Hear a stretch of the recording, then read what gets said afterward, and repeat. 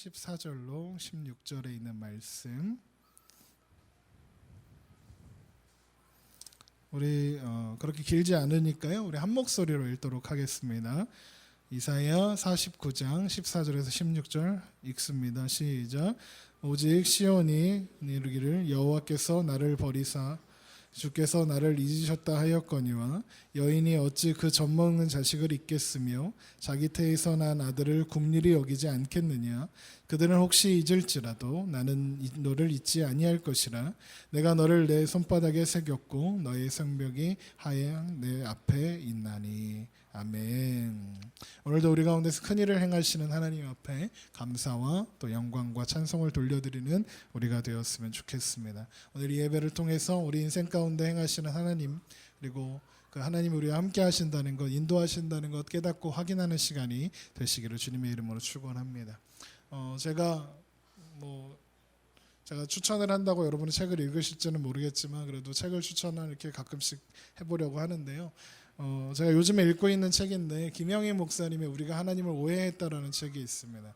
그러니까 우리가 그동안 생각하고 있었던 어떤 그런 것들에 대한 이야기인데, 제가 이 책을 읽기 전에 하나님을 듣다 임을 설교들을 쭉 진행을 해왔는데, 제가 이제 고민하던 것들을 제가 이제 말씀으로 나누지 않겠습니까? 근데 그런 내용들, 그러니까 제가 말씀으로 나눈 내용들이 그 책에 담겨 있더라고요. 그래서 이렇게 제가 막 정리되지 않았던 것도 제 책을 읽으면서 정리하고 있고 그렇습니다. 그래서 제가 이 말씀을 준비할 때 참고하는 책 중에 하나가 이제 되었으니까요. 혹시 시간 되실 때 서점에서 우리가 하나님을 오해했다라는 책 한번 읽어보시기를 추천해드립니다. 우리가 지난주까지 나눈 말씀들을 보면 우리가 하나님 우리를 창조하셨고 그냥 창조하신 것이 아니라 가장 귀한 것으로 창조하셨다 하였습니다. 가장 소중한 것으로 우리를 창조하셨죠. 그래서 하나님은 창조의 순간순간마다 좋다 하셨습니다. 그리고 여섯째 날 사람을 창조하시고 뭐라고 하셨죠? 심히 좋다 하셨습니다. 천하 만물을 창조하실 때에 그것을 누리고 살아갈 우리들, 인간들을 바라보시고 기뻐하시며 온 천하 만물을 창조하셨던 것입니다. 그런데 그냥 그것에서 끝나는 것이 아니라 끊임없이 우리를 지켜보시고 우리가 하나님을 찾지 않을 때조차 우리 인생 가운데 찾아오시고 우리 인생을 지켜보시는 하나님이시라 하였습니다. 우리를 창조하신 이래로 하나님은 우리를 향한 시선을 단 한 번도 거두신 일이 없으신 하나님이십니다. 우리를 향한 그 사랑도 단 한 번도 멈추신 적이 없으신 하나님이십니다. 그래서 하나님은 나보다 나를 더 잘하시고 그리고 나보다 나를 더 많이 위하시는 분이라 하였습니다. 우리가 그 하나님의 선하심을 고백하며 우리가 나아가야 할 것입니다. 잠언에 보면 이런 말씀이 있습니다. 내가 그 곁에 서서, 여기서 내가는 지혜이고 그리고 예수 그리스도를 가르치는 말입니다. 내가 그 곁에 서서 창조자가 되어 날마다 그의 기뻐하신 바가 되었으며 항상 그 앞에서 즐거워하였으며 사람이 거처할 땅에서 즐거워하며 인자들을 기뻐하였느니라 하였습니다. 우리는 하나님의 기쁨이 되는 존재들입니다. 그 사랑과 영원하신 선하심에 기대어 우리는 살아갑니다. 하나님의 그 기쁘심을 함께 나누기 위하여 우리를 창조하셨고 그 기쁘심 때문에 우리를 구원하여 주셨다는 것입니다. 그래서 기독교의 신앙은 사람이 하나님을 감동시키는 신앙이 아닙니다. 나의 어떠함에 대해서 나의 행위와 나의 노력에 그것으로 하나님을 감동시켜서 하나님께 원하는 것을 얻어내는 종교가 기독교가 아니라는 것입니다. 하나님은 우리들이 복을 받을 만하거나 상을 받을 만하지 못해도 실력이 없고 우리에게 그럴 만한 조건이 없어도 오히려 하나님 앞에 못나게 보여도 우리가 하나님 앞에 떼쓰고 징징거리고 그런다 할지라도 우리의 그 못난 것을 용서하시고 보듬어 주시고 고치시고 오히려 상 주시고 복 주시는 그 누구보다도 우리를 사랑하시는 하나님이시기 때문에 그렇습니다. 하나님은요, 영원의 지옥불에 떨어질 수밖에 없었던 우리 인생에 찾아오셔서 하나님을 알지 못한 우리의 마음을 감동시키셔서 하나님을 알게 하셨습니다. 그래서 반드시 구원받는 이야기들 속에 하나님께서 성령님께서 그 마음을 여셨다는 표현들이 성경에 기록되어 있는 것입니다. 하나님께서 그 마음을 비집고 들어가셔서 이제 하나님을 보게 하셨습니다. 하나님을 만나게 하셨습니다. 그런 말미암아 우리 인생 가운데 삶의 의미와 삶의 소망과 진정한 기쁨을 누리게 하셨던 것입니다. 로마서 5장 8절에 우리가 아직 죄인 되었을 때에 그리스도께서 우리를 위하여 죽으심으로 하나님께서 우리에 대한 자기의 사랑을 확증하셨느니라, 바로 이 말씀인 것입니다. 그런데 놀라운 것은 하나님이 시작하신 그 일을 끝까지 포기하지 않고 반드시 이루어내신다는 것입니다. 너희 안에 착한 일을 시작하시니까 그리스도 예수의 날까지 이루실 줄을 우리는 확신하노라. 하나님은 포기하지 않으십니다. 제가 요즘 그 TV 프로들 중에서 제가 TV 프로를 많이 보진 않는데요. 아내는 많이 보면서 이렇게 지금 속으로 생각했을 거예요. 많이 보지는 않지만 제가 꼭 이렇게 챙겨보려고, 아니면 그 전체적인 내용이라도 좀 확인하려고 하는 프로들 중에 하나가 뭐냐면 그 동상이몽이라는 프로그램이 있습니다. SBS에서 하는 동상이몽 괜찮아라는 프로그램인데요. 이게 유재석 씨가 나옵니다. 그런데 요즘에 이런 게 트렌드인가 봐요. 아니면 제가 그런 프로에 좀 끌리는 것 같아요. 이게 연예인들이 프로그램을 주도해 가는 게 아니라 일반인들의 이야기가 담겨져 있는 거거든요. 근데 보통은 그래요. 부모님과 자녀가 나와요. 부모님과 자녀가 나와서 서로 이야기를 나누고 서로의 갈등에 대해서 그런 거 이렇게 좀 몰래카메라처럼 쭉 보여준 다음에 서로 이야기를 하고 패널들도 그거에 대해서 의견을 이야기하고 이런 프로입니다. 그래서 부모의 시선에서 본 아이의 모습을 쭉 촬영을 해요. 부모의 시선에서 아이를 쭉 보는 촬영한 그 영상을 보면 이렇게 나쁜 놈이 없어요. 진짜 나쁜 놈이에요. 그런데 자녀의 시선으로 자녀의 이야기를 또 막상 들어보면 걔가 그럴 만한 이유가 있더라고요. 아, 그랬구나. 그런 말 못한 속 깊은 사정이 있었구나. 나름의 열정과 고민들이 있구나. 이런 걸 볼 수 있게 됩니다. 그래서 가끔씩 이렇게 채널 돌리다가 그게 나오면 이렇게 멈추어서 보기도 하고, 뭐 아니면 영상을 찾아서 보기도 하고 합니다. 근데 얼마 전에 이렇게 그걸 보다가 이게 정확하게 무슨 편인지 모르겠어요. 이게 재방송인 것 같은데 보는데 아들인지 딸인지가 아빠한테 그러는 거예요. 절규하면서 외치는 거예요. 다른 사람은 몰라도 아빠는 나를 믿어줘야 될 거 아니야. 아빠가 나를 안 믿어주면 누가 나를 믿어줘? 이러는 겁니다. 오죽 답답했으면 아빠한테 그런 소리를 하겠어요. 그러면서 이제 욕도 막 하고 삐삐삐 한 거 보니까 욕을 막 했어요. 뭐 이렇게 애들 뭐 18 뭐 이런 거 했겠죠. 그랬더니 아빠 답이 그러는 거예요. 믿을만 해야 믿어주지. 맨날 거짓말하고 맨날 사고치고 맨날 그러고 돌아다니는데 내가 어떻게 믿어? 이런 거죠. 사실 그렇잖아요. 이 믿어줄만 해야 믿어주잖아요. 도대체가 맨날 거짓말하고 사고치고 다니는데 그걸 어떻게 믿어줘요? 네? 아, 나 그런 거 있잖아요. 이렇게 옛날부터 저희 어머니도 그랬던 것 같은데 이게 도서관 가면서 도서관 간다고 하면 믿어요. 근데 PC방 가면서 도서관 간다고 하면 안 믿어요.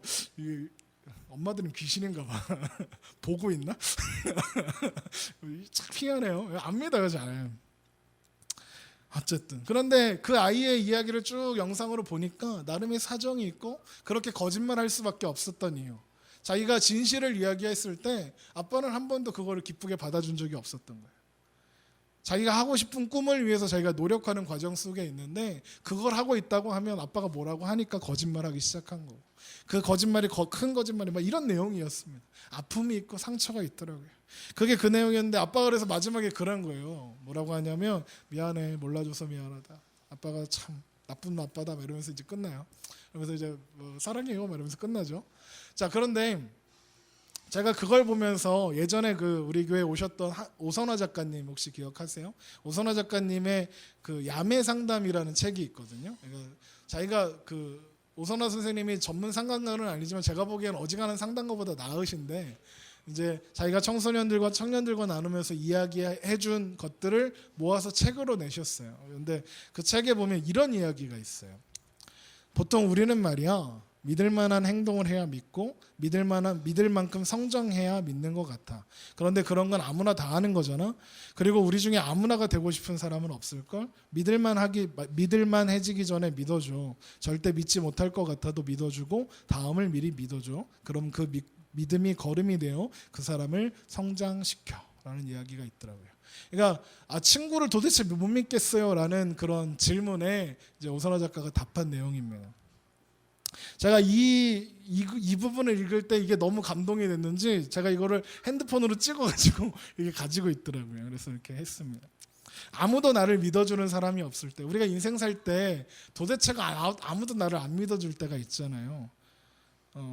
나의 어떤 거는 상관없이 내 상태와 내 모습이 얼마나 신뢰할 수 있는지와 상관없이 나를 믿어주는, 그리고 너를 믿어라고 말해주는, 그냥 말만이라도 내가 너를 믿고 있어라고 해주면 되게 힘이 되잖아요. 근데 말뿐만이 아니라 정말 신뢰해주는, 나를 향해서 믿음을 향해 이렇게 해주는 그런 사람이 있다면 어떨까요? 참 든든할 거예요. 그래, 내가 실수해도 나를 믿어주는 사람이 있어라고 생각하면요. 그런데 생각해 보면 우리가 잘 못 그럴 때가 많아요. 그러지 못하죠. 이게 잘 안 돼요. 그런데 우리 하나님은 그렇게 해주신다는 거예요. 우리를 믿어주신대요. 우리를 포기하지 않으시고 끝까지 지켜보시고 믿어주신대요. 끝까지입니다. 오늘 제목이 그래서 잊지 않으시는, 잃지 않으시는 이에요. 우리가 하나님을 듣고 하나님을 알고 하나님을 보고 우리의 시선을 하나님께 맞추고 하나님께서 우리를 창조하셔서 우리 가운데 이루고자 하신 그 기쁨, 하나님의 선하심을 맛보아 알고 누리는 그 기쁨을 정말 우리 삶 가운데 우리의 삶의 상황과 상관없이 하나님만으로 인하여 기뻐하고, 하나님이 너무 선하셔서 내 지금 상황이 이러할지라도 내 영혼은 너무 기쁩니다. 이 기쁨을 누릴 때까지 우리를 믿어주시고 우리를 기다려주신다는 거예요. 우리가 아직 죄인 되었을 때에 그리스도께서 우리를 위하여 죽으심으로 하나님께서 우리에 대한 자기의 사랑을 확증하셨느니라. 이게 그 얘기인 거예요. 하나님이 그런 은혜로, 그런 오래 참으심으로 우리를 기다려 주시고 우리를 바라보고 계시는 거예요. 우리가 하나님을 원하지도 않았을 때, 우리가 아직 죄인 되었을 때입니다. 죄인은 하나님을 찾을 수가 없는 존재입니다. 그런데 이미 하나님은 우리를 사랑하셨고요, 그리고 가장 큰 사랑을 우리 가운데 베풀어 주셨습니다. 바로 그 아들 예수 그리스도를 이 땅에 보내주셨습니다. 그리고 그 사랑이 내가 너희를 이렇게 사랑해 라고 확증해 주신 것입니다. 주의 약속은 어떤 이들이 더디다고 생각하는 것 같이 더딘 것이 아니라 오직 주께서는 너희에 대하여 오래 참으사 아무도 멸망하지 아니하고 다 회개하기에 이르기를 원하시느니라. 우리를 참아주시는데 끝까지 기다려주시는, 우리 한번 생각해 보세요. 우리가 믿을 만한 구석이 어디에 있습니까? 우리에게 하나님 보시기에 선한 것이 어디 있습니까? 그런 찬양도 있잖아요. 오 주님, 나의 마음은 선한 것 하나 없습니다. 그러니까 하나님의 은혜에 기대는 거거든요. 우리 안에 선한 것이 없는데 하나님이 우리를 믿어주시고 하나님이 우리를 참아주시고 우리를 기다려주신다는 거예요. 그리고 그 한없는 사랑으로 우리를 덮어주시는 거예요. 그런데 그 사랑을 그냥 이렇게 와서 덮어주는 것이 아니라 우리가 감당할 수 없을 만큼 크게 우리를 팍 덮어주시는 거예요. 이게 표현이 적당하진 않은데, 적당할지 모르겠지만 우리가 바닷가에 섰을 때 가끔 감당할 수 없는 파도가 몰려와서 우리를 확 덮잖아요. 확 덮으면 거기에서 헤어나올 수 있는 사람이 없는 것처럼 우리를 확 덮어주시는 거예요. 그래서 우리가 지난주에 제가 시편 136편을 소개해드렸죠. 시편 136편은 하나님의 창조의 이야기를 고백하고 있다고 했습니다. 지혜로 하늘을 지으신 이에게 감사하라, 그 인자하심이 영원함이로다. 땅을 물 위에 펴신 이에게 감사하라, 그 인자하심이 영원함이로다. 큰 빛들을 지으신 이에게 감사하라, 그 인자하심이 영원함이로다.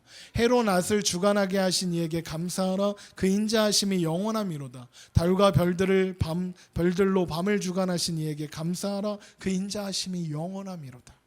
그 인자하심이 영원한 거예요. 영원 무궁한 거예요. 우리를 창조하신 그 사랑이, 그 은혜가 영원한 거예요. 그래서 우리는 그 사랑에 기대어 사는 것이다 이야기했습니다. 오늘 본문에도 보니까요, 오직 시온이 이르기를 여호와께서 나를 버리시며 주께서 나를 잊으셨다 했다는 거예요.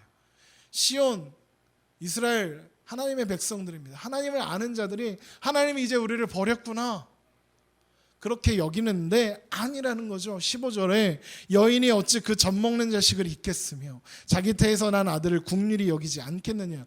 여러분, 아이를 낳았는데 그 아이가 젖 먹을 시간을 잊어버리는 엄마가 어디 있냐. 그 아이를 어떻게 잃어버리겠느냐. 그런데 혹 그 엄마도 까먹을지라도, 그 엄마가 아이를 잊어버릴지라도, 잃어버릴지라도 나는 너를 잊지 않겠다. 하나님은 우리를 잊지 않으신다. 이게 제가 좋아하는 말씀 중에 하나예요. 하나님이 나를 잊지 않으신다. 우리는 하나님을 나를 잊으신 거 아닌가 의심하고, 하지만 하나님은 아니라는 거예요.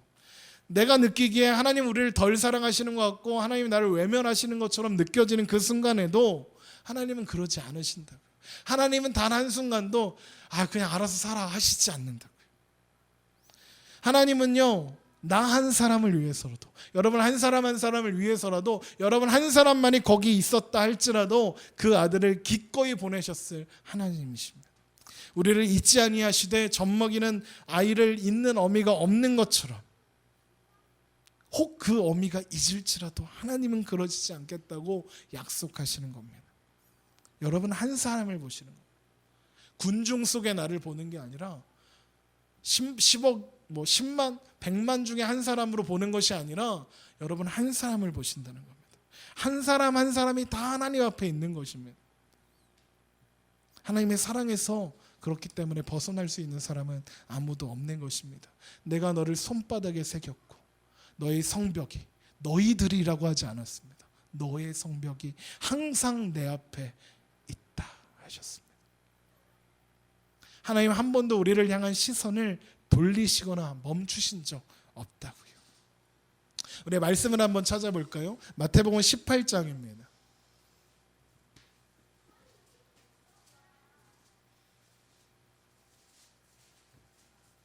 마태복음 18장에는 예수님의 비유들이 나오는데 다 잃어버렸다가 찾은 것들에 대한 비유가 나오는데 그중에 잃은 양의 비유를 한번 찾아보려고 합니다. 12절입니다.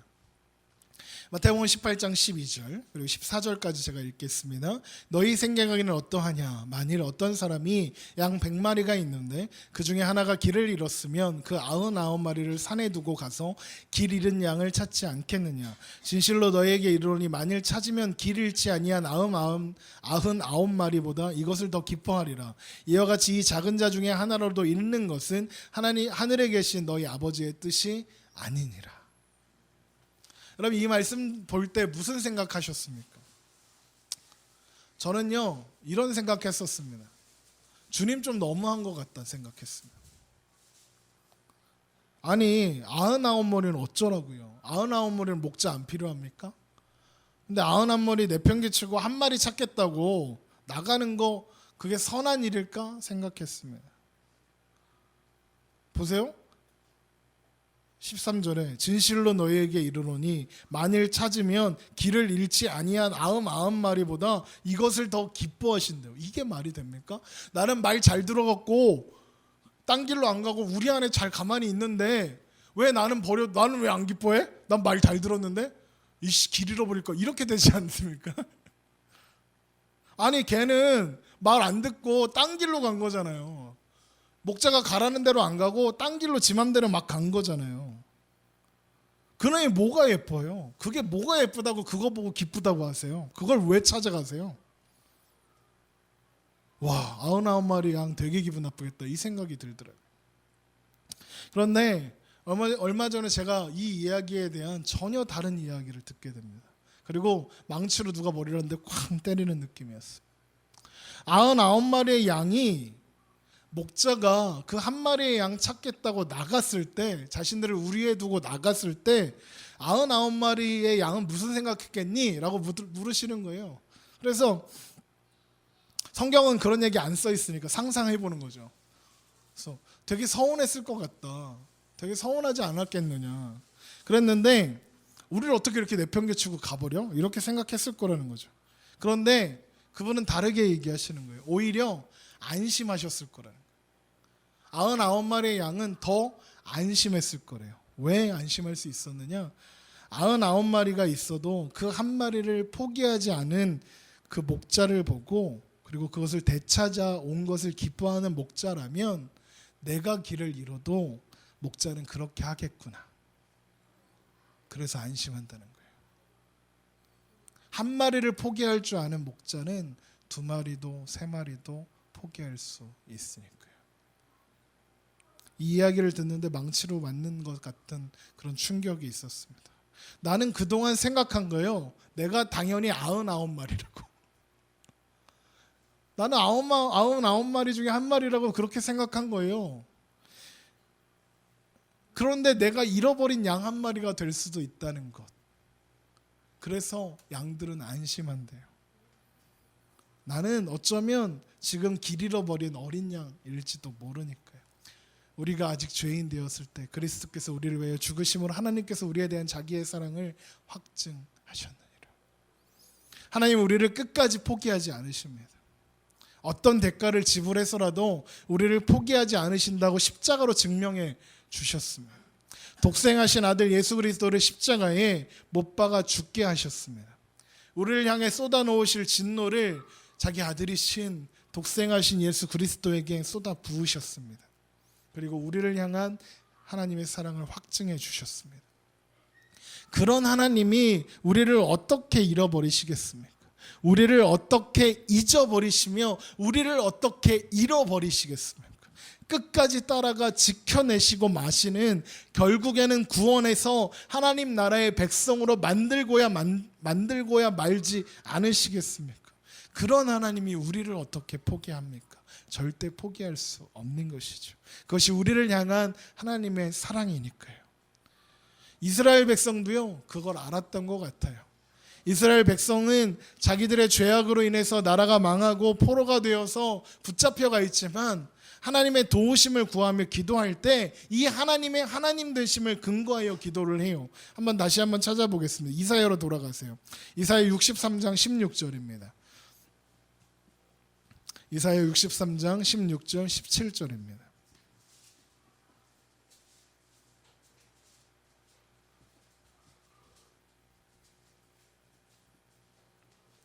이사야 63장 16절과 17절 우리 한 목소리로 읽겠습니다. 주는 우리의 아버지시라. 아브라함은 우리를 모르고 이스라엘은 우리를 인정하지 아니할지라도 여호와여 주는 우리의 아버지시라.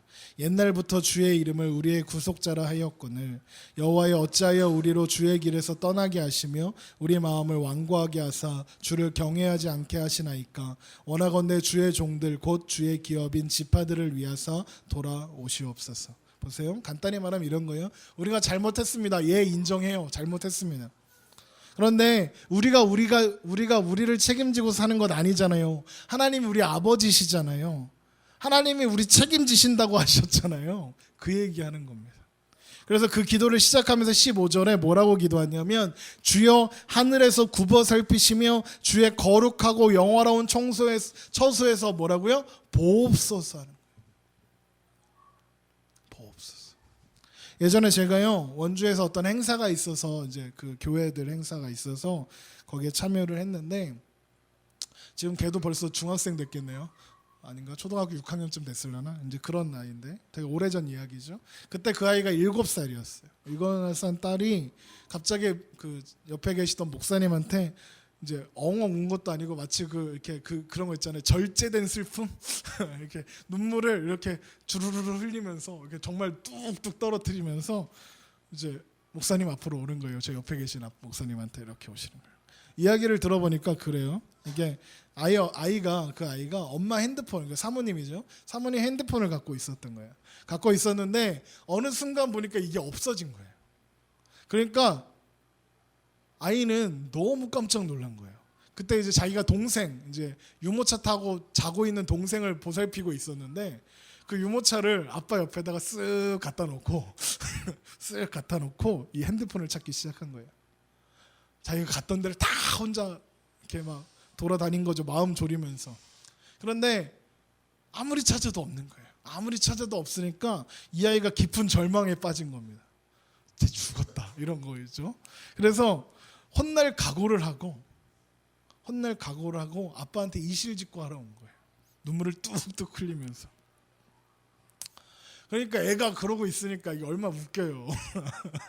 그래서 그러니까 웃음을 꼭 참고 진지하게 왜 그래 얘기해봐 그랬더니 그 얘기를 하는 거예요. 그래서 이제 그 목사님이 아이를 이렇게 안아주고 토닥토닥 한 다음에 괜찮아 찾으면 되지 하고 위로를 해주고 이제 함께 핸드폰을 찾습니다. 여러분 핸드폰 찾을 때 어떻게 하세요? 전화를 걸죠. 전화를 건 거예요. 전화를 걸었더니 누가 받아서 바로 끊는 거예요.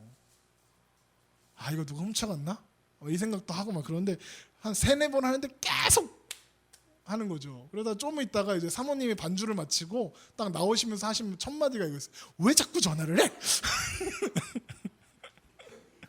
알고 보니까 사모님이 반주 하셨는데 사모님이 이제 애가 안 보는 사이에 핸드폰을 들고 들어가신 거예요. 예배실에.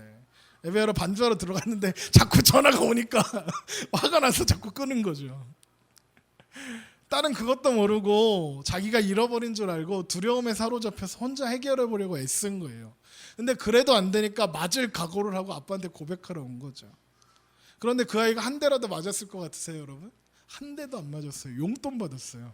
옆에 목사님이 귀엽다고 용돈 주셨어요. 칭찬도 받고 그랬어요. 왜 칭찬받았는지 아십니까? 아빠가 나를 죽이지 않겠지. 아빠가 나를 기본적으로는 사랑하시지 그런 마음으로 아빠한테 왔거든요. 자기가 잘못했지만 아빠한테 왔거든요.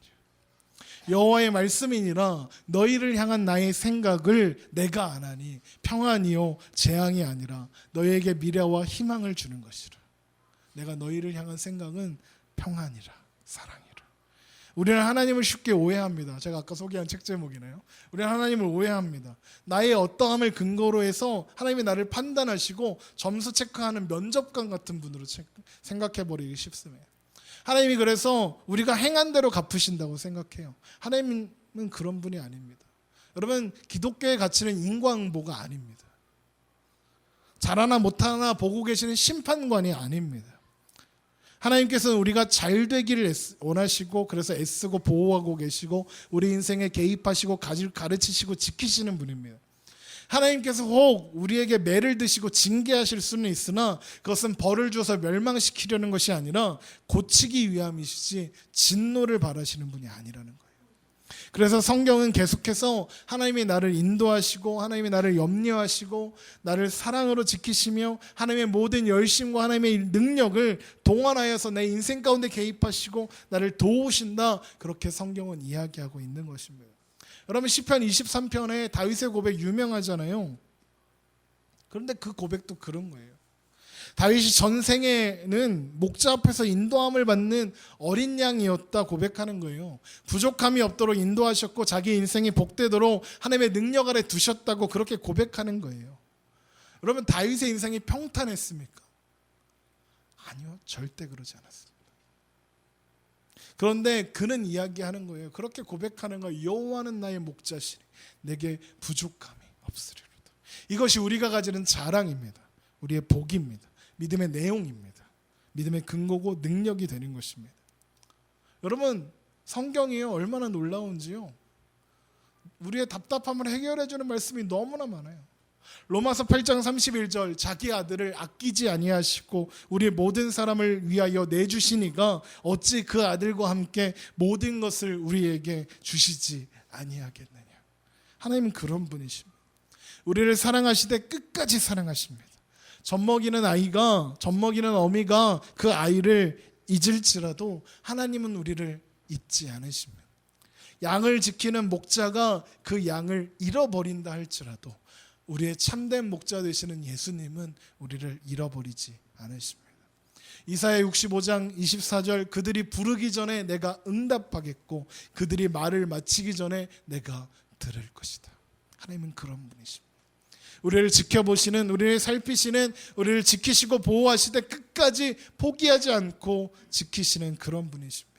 우리가 부르기도 전에 응답하시고요. 우리가 말을 마치기도 전에 들어주신대요. 하나님은 그런 분이십니다. 우리는 우리 삶 가운데 만나는 현실, 우리가 삶 가운데 만나는 고난과 고통과 어려움과 분쟁과 아픔 때문에 불만과 의심을 품습니다. 하나님은 어떻게 이러실 수가 있습니까? 하나님은 선하십니까? 하나님 정말 살아계십니까? 하나님이 살아계시다면 어떻게 나한테 이러실 수가 있습니까? 그렇게 생각합니다. 그러나 여러분 하나님이 우리 아버지시라고요. 우리를 위하여 그 아들을 아끼지 아니하시고 보내셨다는 것이 가장 큰 증거 아닙니까? 그 증거 때문에, 그 사랑 때문에 우리는 담대하게 믿음으로 하나님의 사람임을 자부하며 살아갈 수 있는 것입니다. 내 모습이 아무리 개망난, 표현이 이상한데 제 모습이 아무리, 우리의 모습이 아무리 엉망진창이어도 하나님은 끝까지 포기하지 않으시니까요. 하나님은 우리를 있는 그대로, 우리 그대로를 사랑하신다고요. 그리고 그 사랑을 끝까지 포기하지 않으신다고요. 하나님이 그러신다는데 우리가 뭔데 포기합니까? 내가 뭔데 포기합니까? 우리가 뭐길래? 하나님이 그러시겠다는데 우리가 무슨 이유로 우리의 삶을 가치 없는 것으로 만들어 버리겠습니까? 우리 존재를 하찮고 보잘것없는 것으로 여기고 좌절하고 절망하겠습니까? 하나님이 우리를 사랑하셔서 끝까지 포기하지 않겠다는데 왜 내가 나를 포기합니까? 우리가 뭐길래? 내가 확신하노니 사망이나 생명이나 천사들이나 권세자들이나 현재일이나 장래일이나 능력이나 높음이나 깊음이나 다른 어떤 피조물이라도 우리를 우리 주 그리스도 예수 안에 있는 하나님의 사랑에서 끊을 수 없으리라. 로마서 8장 38절과 39절에 있는 말씀입니다. 끝까지 포기하지 않으시는 그 하나님의 사랑, 끝까지 잊지 않겠다 약속하신 그 하나님의 선하심, 하나님의 그 은혜, 그 놀라운 사랑, 그것을 우리 마음에 믿음으로 받아들이고 우리 마음에 새기는 것입니다. 하나님은 그런 분이십니다. 하나님은 그렇게 우리에게 선하신 분입니다. 그래서 우리 삶 가운데, 우리가 살아가는 이 세상 가운데 시련과 아픔과 고통이 가득할지라도, 물론 우리 삶이 늘 시련과 고통과 아픔만 있는 건 아니지요. 기쁨과 행복이 있지요. 그 행복과 기쁨의 근원이 하나님이심을 감사하며 고백할 수 있게 하시고, 시련과 고통 가운데 그것이 영원한 것이 아니라, 그것으로 끝내버리는 인생이 아니라, 나의 문제와 나의 상황에도 불구하고 나를 절대로 잊지 않으시는 하나님, 그분과 함께라면 나는 세상을 이긴다. 나는 세상 앞에서 담대할 수 있다. 나는 세상을 이길 수 있다. 그래서 요한계시록에 하나님은 이기는 자는, 끝까지 이기는 자는 하나님의 나라에 가게 될 것이다 한 것입니다. 그런데 그 이기는 것이 내가 잘해서 내가 열심히 해서 이기는 것 아니라 이 하나님의 선하심에 우리에 기대어 있기 때문에 우리는 이기게 되는 것입니다. 우리는 세상을 이기고 담대할 수 있습니다. 너희가 세상에서 환난을 만나라, 담대하라, 내가 세상을 이기었노라. 우리 함께 그 사랑을 고백하며 그 사랑을 찬양하며 우리 함께 나아가겠습니다.